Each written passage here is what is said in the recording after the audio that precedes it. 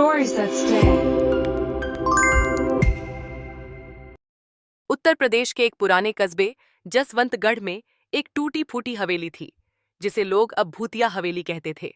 वहां कोई नहीं जाता था, न दिन में न रात में। कहते हैं वहां हर रात चप्पल की आवाज आती है, जैसे कोई लकड़ी की सीढ़ियां चढ़ता हो। लेकिन इस कहानी की असली शुरुआत तब हुई जब अनवी, लखनऊ की एक 26 वर्षीय युवा पत्रकार, जसवंतगढ़ पहुंची। वह लोक कथाओं और अधूरे किस्सों को सच की शक्ल देने के लिए जानी जाती थी।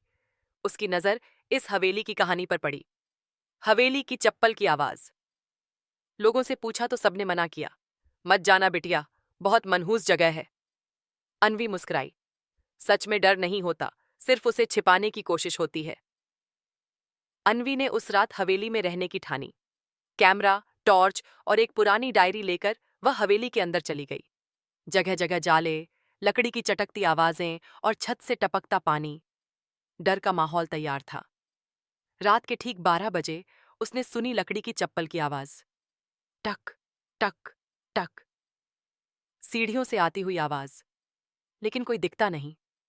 डर के बावजूद अनवी ने रिकॉर्डिंग चालू रखी। अचानक एक पुरानी अलमारी का दरवाजा खुला। अंदर थी एक नीली चप्पल और एक चिट्ठी। अगर मेरी कहानी तुम सुन सको तो मैं चैन से सो जाऊं। माया अनवी ने अगली सुबह गांव में बुजुर्गों से पूछा।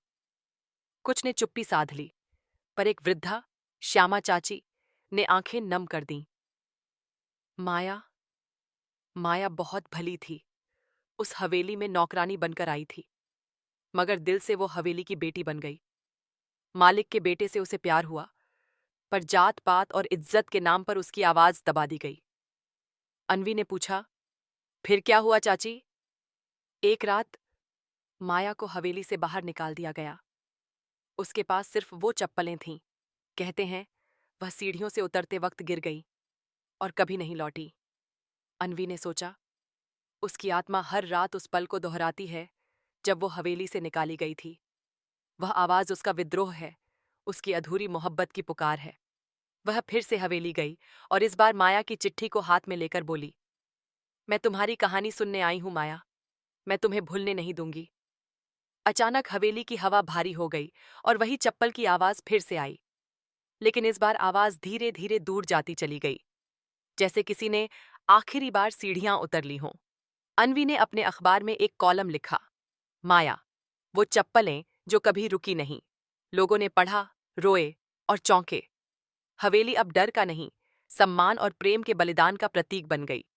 गांव के प्रधान ने माया के नाम पर एक छोटी सी लाइब्रेरी बनवाई, जहां अब लड़कियां पढ़ती हैं, लिखती हैं और बोलती हैं।